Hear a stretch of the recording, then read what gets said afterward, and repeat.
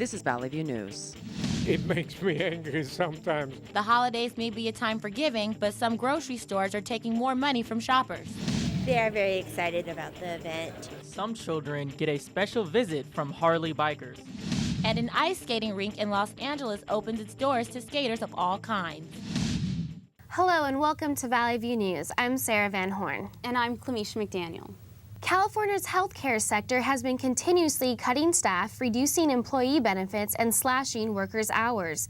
The Golden State's unemployment rate is more than 12%. So many Californians have lost their jobs and their company-sponsored healthcare insurance that fewer are seeking treatment.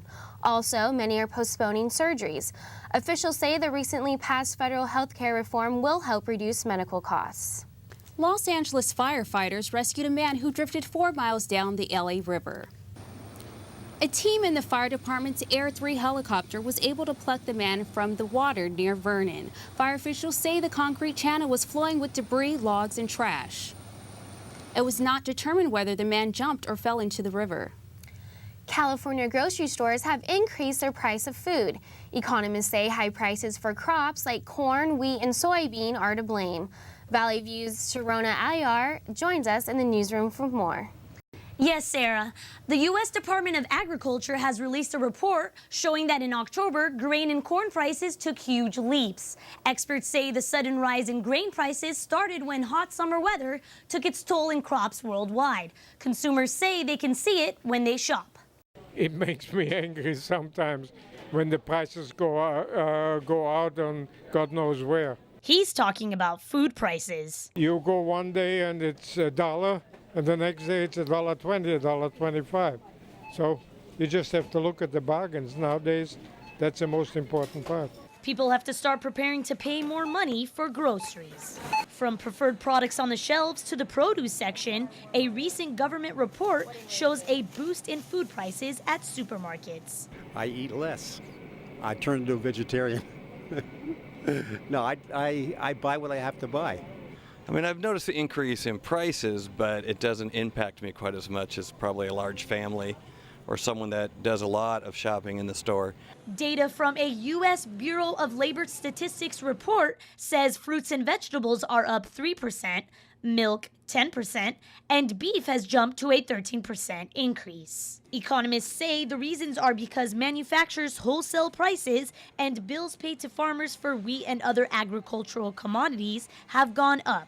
It may be more of an international phenomenon, changing agricultural prices as subsidies start to fall off and demand abroad picks up and we start importing more things. Roberts says the price increases show clear evidence that demands are shifting and the economy is improving.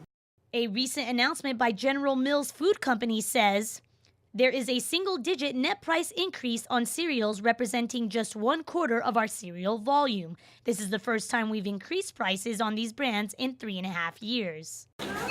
Grocery shopper Sandra Ramirez says her shopping is motivated by sales, coupons, and specials. Yeah, I noticed my grocery bill has gone up a good 20%, but I try to offset that by really looking carefully and planning through the week so that I'm not rushing and buying something on an impulse, because I think that's where you lose a lot.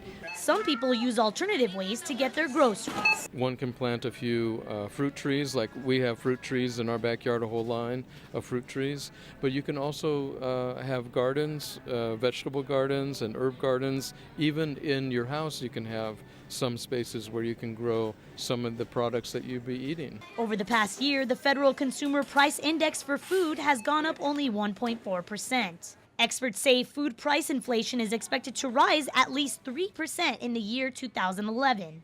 It's not just at grocery stores where prices are going up, but also at restaurants from 4 stars to fast food. Many companies say prices are going to increase. In Granada Hills, I'm Sharona Aliyar reporting for Valley View News. California voters may be asked to approve $3 billion in funding to continue the state's stem cell research program.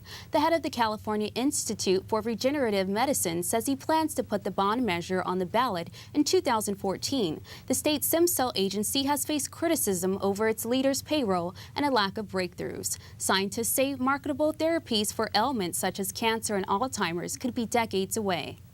You don't get a chance to slip on the ice very often in Los Angeles, but you can skate on downtown's Pershing Square. Greg Donnell has more of the outdoor rink. With the holidays quickly approaching, those looking for a festive outing headed downtown to Pershing Square. Downtown on Ice, which is Los Angeles' largest outdoor skate rink, is situated between skyscrapers and city landmarks. The 13th annual Downtown on Ice kicked off this week at Pershing Square. It costs only $6 to get in and is open until January 17th.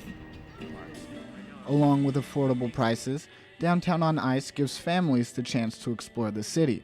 We happened to find it. I convinced my daughter, who's 4, just a few days ago, that we were going to go on an adventure today, so she got to ride the Metro for the first time, and we found the ice skating rink, and now she's on skates for the second time in her life.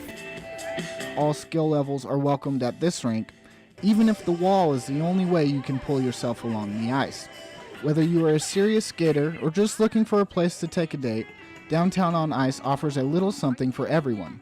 As Tyler Huston points out, taking some time off to skate is a great way to spend an hour. Actually, if you take the Metro, which I usually take, it's $1 off, like the admission fee. And if you bring your own skates, you don't have to pay the $2 rental fee. Yeah. So it's overall good. It's an hour.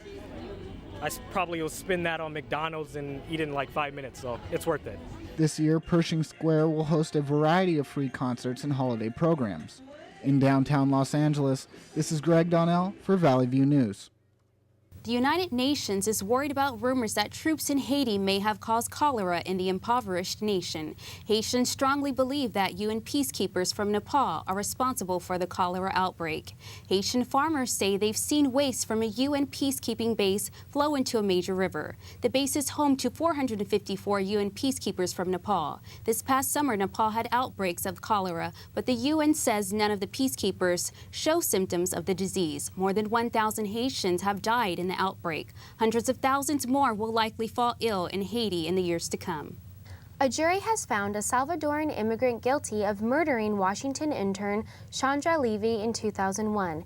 Imor Guandique was convicted of 2 counts of first-degree murder. Guandique attacked Levy while she was exercising in Washington's Rock Creek Park. The sentencing is set for February 11th.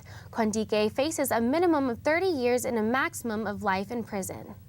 Catholics around the world are embracing a recent comment made by Pope Benedict. In a recently published book, the Pope says condom use can be allowed in cases where it would stop the spread of AIDS. He gives the example of male prostitution. This is a major change within the Church, but the Pope says contraceptives are still banned within the Church. AIDS activists are calling this breakthrough for the Vatican and says it recognizes the importance of responsible sexual behavior. But others say his comments don't go far enough, since AIDS can affect heterosexual couples as well. A new farm has sprung up in the industrial city of North Hollywood. Valley View's Sarah Van Horn reports. North Hollywood Urban Farms is a green oasis among a busy city. The new farm is home to 30 different kinds of produce ranging from squash to root vegetables. And, created the urban farming model as a way to green blighted areas in the city and create jobs while also getting access to fresh food to low-income folks at affordable prices. The crops are tended to by low and moderate income workers that are getting hands-on training in urban farming and business development. Local residents are also enjoying the farm's freshly grown produce and its cheaper prices.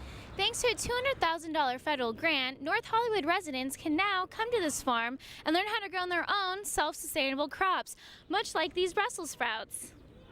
The farm is about a quarter acre and sits under DWP electricity lines. Along with a larger city-owned farm in Pacoima, the 2 farms feed about 150 families a week and trains more than 75 workers for free. Mayor Villaraigosa came out to take a tour of the farm and even tried one of the freshly picked chili. That